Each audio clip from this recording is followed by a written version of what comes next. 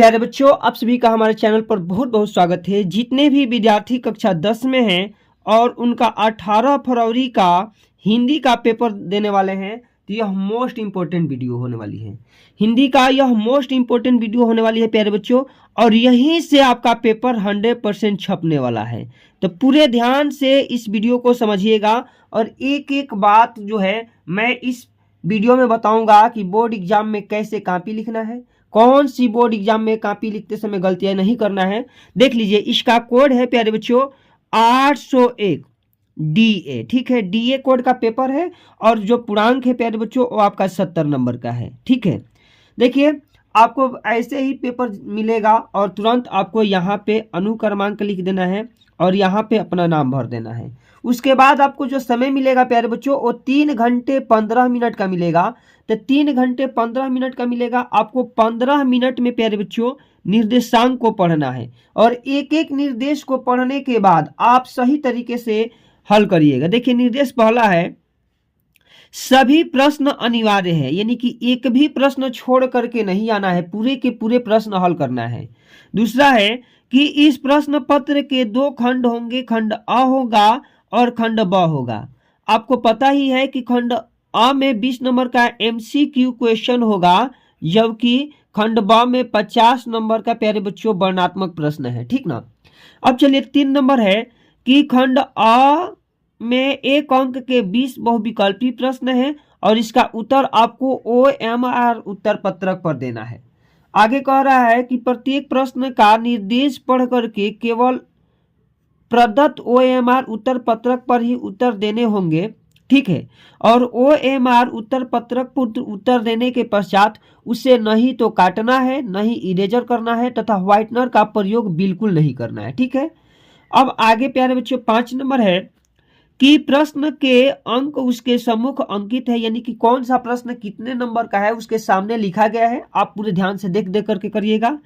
और 6 नंबर है कि 50 अंक के वर्णनात्मक प्रश्न है, यानी कि 50 अंक आपको लिखित में दे करके आना है।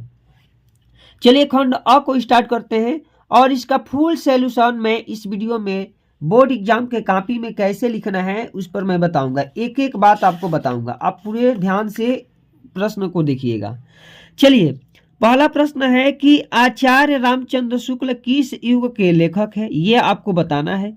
4 ऑप्शन है कि शुक्ल युग के लेखक है, द्विवेदी युग के लेखक है, या शुक्लोत्तर युग के लेखक है, या भरतेंदु युग के लेखक है। तो इसका राइट आंसर प्यारे बच्चों हो जाएगा कि शुक्ल युग के लेखक है। ऑप्शन ए बिल्कुल यहां से सही हो जाएगा। अब प्रश्न संख्या 2 है कि गबन की विधा है। भाई गबन क्या है? गबन क्या है? नाटक है, एकाकी है, उपन्यास है या कहानी है। तो गबन प्यारे बच्चों हो जाएगा कि गबन एक उपन्यास है। क्या है? एक उपन्यास है। तो ऑप्शन यहां से सी बिल्कुल सही हो जाएगा। 3 नंबर प्रश्न है कि कंकाल के लेखक कौन है। भाई कंकाल किसके द्वारा लिखा गया है? मुंशी प्रेमचंद के द्वारा, जयशंकर प्रसाद के द्वारा, या निराला के द्वारा, या रामचंद्र शुक्ल के द्वारा। तो इसका राइट आंसर प्यारे बच्चे हो जाएगा कि कंकाल के जो लेखक है वो जयशंकर प्रसाद जी है। ऑप्शन यहां से बी बिल्कुल सही हो जाएगा। अब आगे प्रश्न संख्या 4 को देखिए।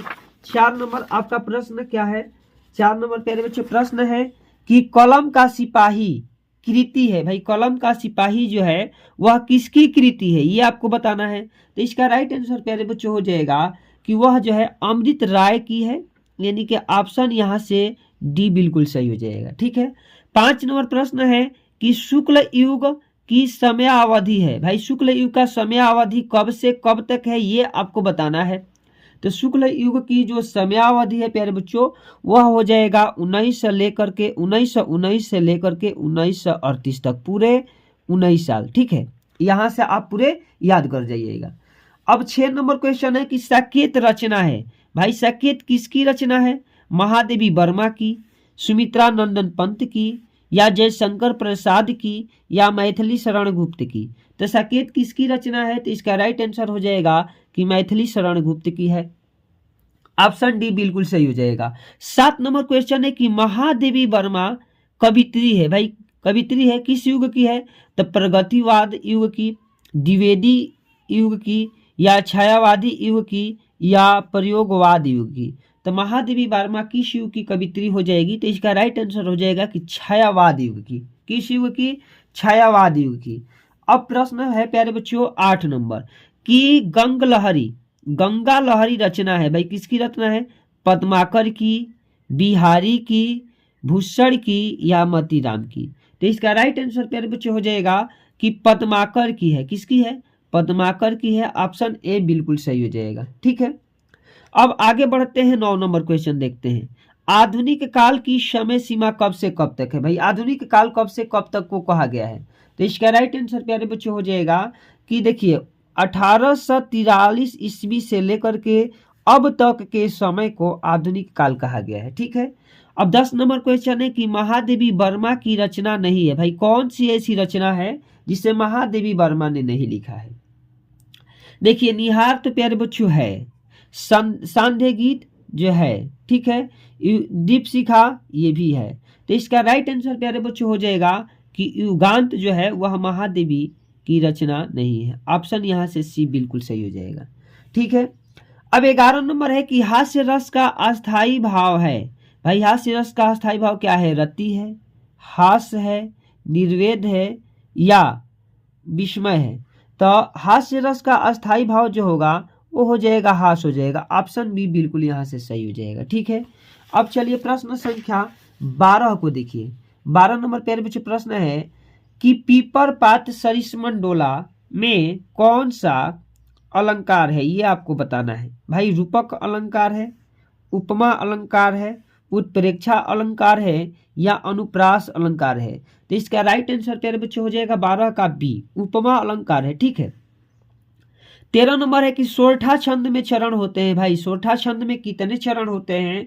तो सोरठा छंद में प्यारे बच्चों 2 चरण होते हैं। ऑप्शन यहाँ से हो जाएगा कि 2 चरण होते हैं। ठीक है, अब 14 नंबर है कि उपदेश शब्द में प्रयुक्त उपसर्ग है। भाई उपसर्ग जो शब्द के आगे लगेगा। यहाँ देखिए देश, देश एक शब्द बना है और देश के ठीक आगे क्या लगा है? उप। तो इसका राइट आंसर प्यारे बच्चों ऑप्शन सी हो जाएगा, उप। ठीक है, अब 15 नंबर क्वेश्चन है कि प्रत्यय के भेद है। भाई प्रत्यय के भेद कितने हैं? 4 भेद है, 5 भेद है, 3 भेद है या 2 भेद है। तो प्यारे बच्चों प्रत्यय के जो भेद होते हैं वो हो जाएगा कि 2 भेद है। ऑप्शन यहाँ से डी बिल्कुल सही हो जाएगा। अब 16 नंबर क्वेश्चन है कि हानि लाभ में समास है। भाई हानि और लाभ में कौन सा समास है? देखिए ये एक दूसरे के विलोम शब्द हैं, हानि और लाभ। तो हानि लाभ में कौन सा समास हो जाएगा? तो इसका राइट आंसर हो जाएगा कि द्वंद्व समास हो जाएगा। क्या हो जाएगा? द्वंद्व। जहां पे शब्द विलोम हो वहां द्वंद्व होता है। ऑप्शन ए बिल्कुल सही हो जाएगा। मछली का पर्यायवाची है। मछली का पर्यायवाची क्या है प्यारे बच्चों? द्विज है, मीन है, रसना है या मुड है। तो इसका राइट आंसर हो जाएगा कि मीन है। ऑप्शन बी यहाँ से बिल्कुल सही हो जाएगा।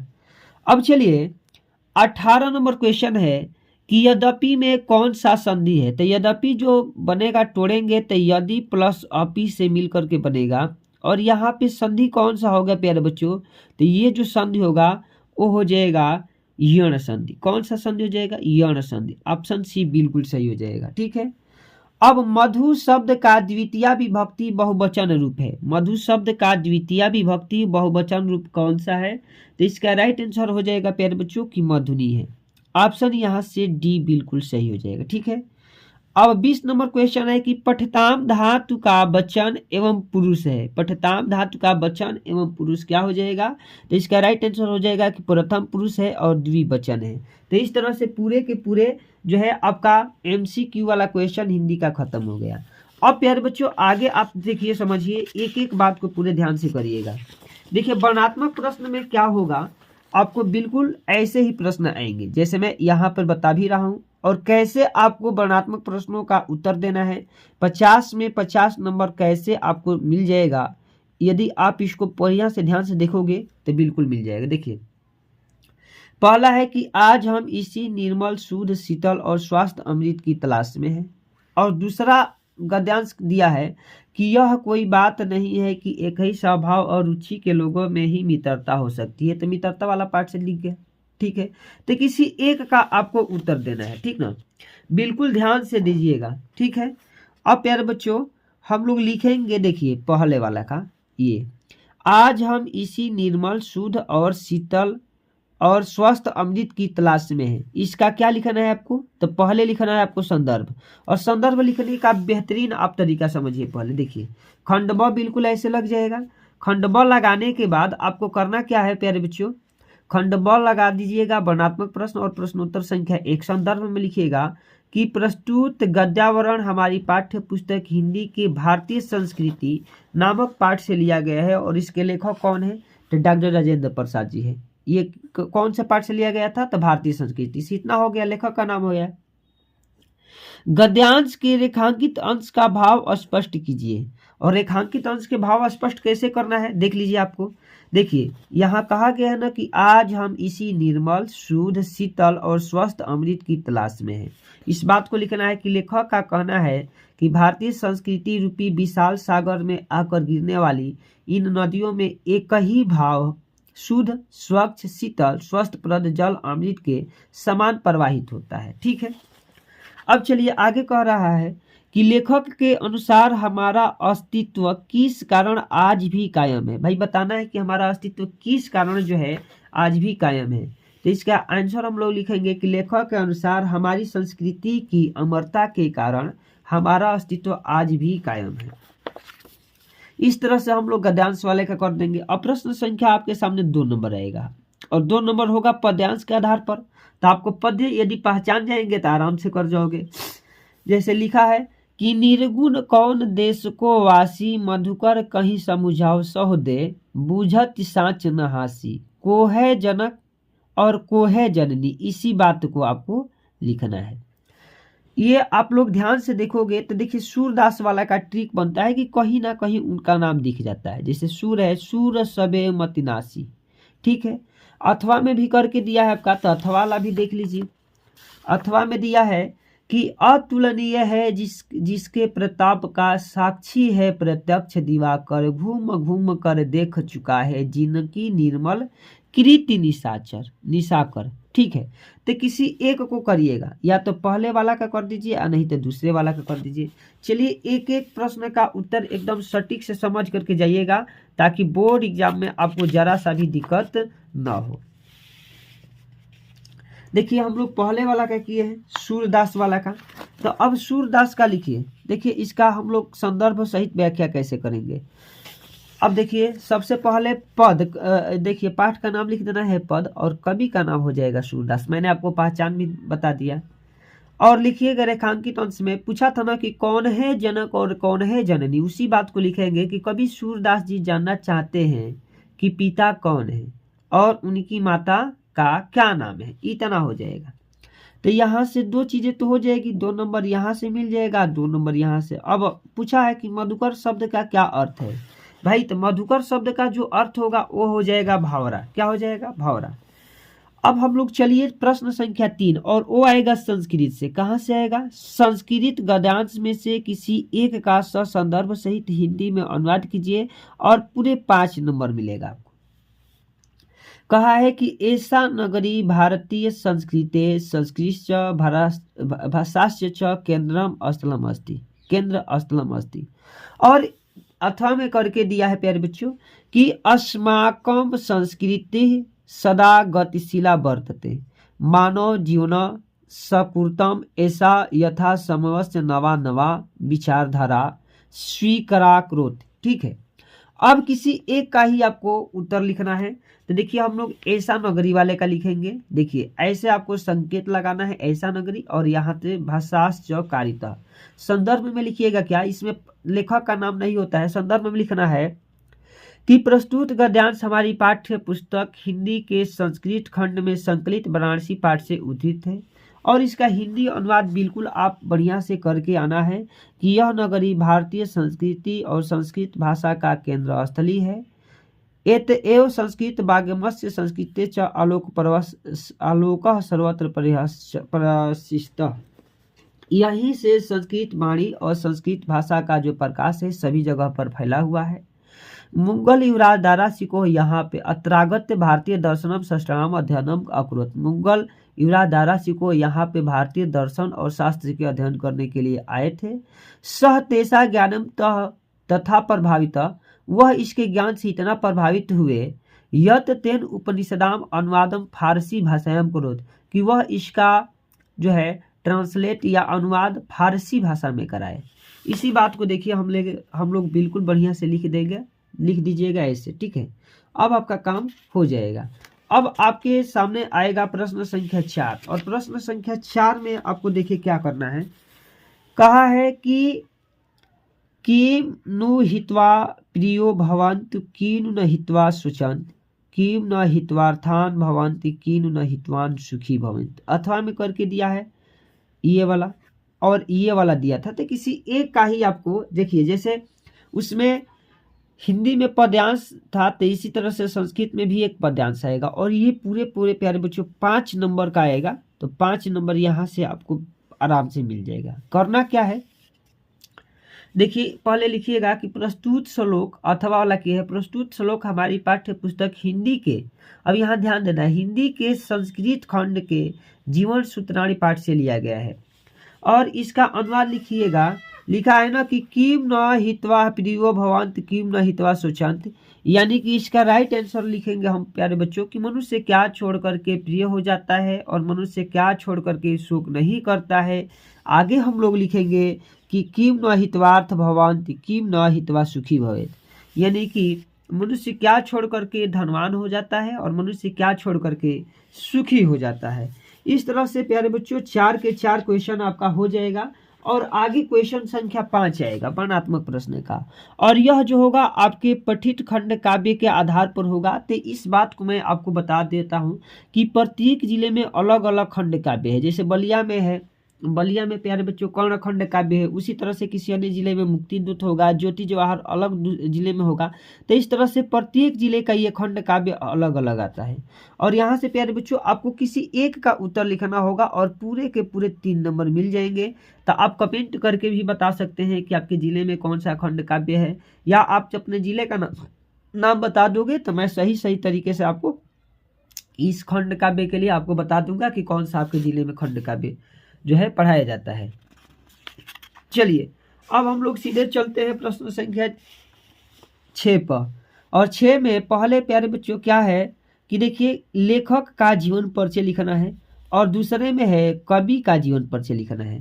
तो किसी एक लेखक का जीवन परिचय आपको लिखना है।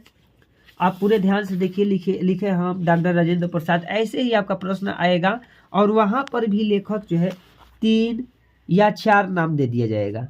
तो जैसे आचार्य रामचंद्र शुक्ल जी है, इनका भी हम अन्य वीडियो में बताए हैं, जयशंकर प्रसाद का बताए हैं, राजेंद्र प्रसाद का भी बताए हैं। तो आप यहाँ देख लीजिए डॉक्टर राजेंद्र प्रसाद हेडिंग लग जाएगा। और जीवन परिचय में देखिए पहले इधर संक्षिप्त परिचय लिखोगे तो नंबर बिल्कुल नहीं कटेगा। जैसे नाम हो गया, जन्म हो गया, जन्म का स्थान हो गया, पिता का नाम हो गया, माता का नाम हो गया, मृत्यु हो गया और रचना हो गया। इतना लिखोगे प्यारे बच्चों तो ये जो है संक्षिप्त परिचय हो जाएगा। और इधर आप जीवन परिचय इसी बात को उठा करके लिख देना है कि डॉक्टर राजेंद्र प्रसाद का जन्म सन 1884 ईस्वी में जीरादेई छपरा बिहार में हुआ था। इनके पिता का नाम महादेव सहाय तथा माता का नाम कमलेश्वरी देवी था। राजेंद्र प्रसाद एक प्रतिभाशाली छात्र थे। इन्होंने कलकत्ता विश्वविद्यालय की प्रवेश परीक्षाओं में प्रथम स्थान प्राप्त किया और अध्ययन समाप्त करने के उपरांत इन्होंने मुजफ्फरपुर के एक कॉलेज में अध्यापन का कार्य किया और इनका देहांत सन 1963 ईस्वी में हो गई। 2 रचना लिख देना है। एक रचना पूछता है, आप 2 रचना भी लिख सकते हैं, कोई दिक्कत नहीं होने वाला है। आगे आपका प्यारे बच्चों होगा कवि में तुलसीदास दिया है, सुभद्रा कुमारी चौहान दिया है और बिहारी लाल सतसई का दिया है। तो किसी एक का ही आपको उत्तर लिख करके देना है। आप बिल्कुल आसानी से लिख जाओगे, लेकिन आपको पहले पता होना चाहिए कि लिखना कैसे है। जैसे देखिए अब गोस्वामी तुलसीदास का हम लिखे हैं प्रश्नोत्तर संख्या ख बना करके, पहले नाम, जन्म, पिता, माता, रचना, मृत्यु। उसके बाद इसी बात को हम उठा करके लिख देंगे कि गोस्वामी तुलसीदास जी का जन्म सन 1532 ईस्वी में बांदा जिले में हुआ था। इनके पिता का नाम आत्माराम दुबे तथा माता का नाम हुलसी था। इनका बचपन का नाम राम बोला था। इनका विवाह रत्नौली से हुआ था। इन्होंने वेद, वेदांग, इतिहास, दर्शन आदि का अध्ययन किया और इनकी मृत्यु सन 1623 ईस्वी काशी में हो गई। रचनाएं लिख देना है रामचरितमानस और विनय पत्रिका। इस तरह से प्यारे बच्चों आप बढ़िया से इनका जीवन परिचय लिख पाओगे। 7 नंबर क्वेश्चन है कि अपनी पाठ्य पुस्तक से कंठस्थ कोई एक श्लोक लिखना है जो इस प्रश्न पत्र में न आया हो, इसमें न आया हो। तो आपको देखिए श्लोक कैसे लिखना है। श्लोक बिल्कुल आसान से याद करके चले जाना है कि सर्वे भवन्तु सुखिनः, सर्वे सन्तु निरामया, सर्वे भद्राणि पश्यन्तु, माँ कश्चित् दुख भाग भवेत्। ठीक है, और आगे प्यारे बच्चों आपका आ जाएगा 8 नंबर क्वेश्चन। 8 नंबर में है कि निम्नलिखित में से किसी 2 प्रश्न का उत्तर संस्कृत में दीजिए। ज्ञान कुत्र संभावितः, ज्ञान कहाँ पे संभव है। अथवा में दिया है कि भारतीय संस्कृते मूल किम अस्ति, या कुत्र मरणम मंगलम भवति, या चंद्रशेखर का चंद्रशेखर कौन था, कहाँ का मरना जो है शुभ होता है। तो किसी 2 का उत्तर आपको लिख देना है। देखिए पहले हम लिखे हैं कि ज्ञान सर्वत्र संभावित है, यानी कि ज्ञान सभी जगह पे संभव है। विश्वस्य सृष्टा ईश्वरः एकः एव इति भारतीय संस्कृते मूलम अस्ति। तो इस तरह से 2 चीजें हो जाएगा। 9 नंबर क्वेश्चन हो जाएगा कि निम्नलिखित में से किसी एक विषय पर निबंध लिखना है। ठीक है, तो प्यारे बच्चों जो निबंध आएगा आपका 9 नंबर में भी आता है, कभी कभी 7 नंबर में भी आता है। तो आप इसका उत्तर बिल्कुल इसी चैनल पर देख सकते हैं, मैंने लिखवाया भी है। आतंकवाद कारण एवं निवारण, ठीक है, वृक्षारोपण, मेरा प्रिय कवि और नारी सशक्तिकरण, इन सभी का मैंने इसका तो बिल्कुल लिखवाया है, ये भी लिखवा दिया है। तो आप दोनों में से किसी एक को इसी चैनल पर जाकर के विजिट करके निबंध लिखने का भी तरीका आप बढ़िया से आसानी से सीख सकते हो। तो प्यारे बच्चों अगर यह वीडियो आप सभी को अच्छी लगी है तो वीडियो को एक प्यारा सा लाइक करना आपकी जिम्मेवारी है। लाइक कर दीजिए, लाइक करने में आपका कुछ भी नहीं जाता है, और अपने दोस्त में भी शेयर कर दीजिए। और हमारे चैनल पर यदि आप पहली बार विजिट किए हैं तो सब्सक्राइब कर दीजिए, बेल आइकन वाला घंटी भी दबा दीजिएगा।